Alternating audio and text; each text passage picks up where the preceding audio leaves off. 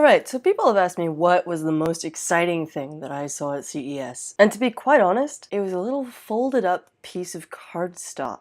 This is something that was mentioned by ARM innovator Alex Pato in our interview about FoldScope, his AI camera project. And I think it has the ability to make a huge difference in public education as well as simple enthusiasts like me. Say hello to FoldScope.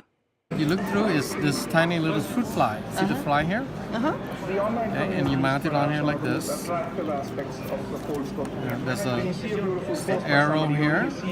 Just slide it through the arrows on here. And you want to line up the fly right over the lens like that. Okay, and then it clips on with a magnet. We give you a cool LED light for backlight, and it also clips on with a magnet. To view, you hold it with your thumbs over the holes. You can move it X-Y axis like this. Okay. Focusing is done with this part. One side is thick, one side is thin, and as you move from the thin side to the thick side, you're putting a wedge between the lens and the specimen, and that gives you the focusing distance that you need. To view, you just there are three ways of viewing. One is looking directly into it.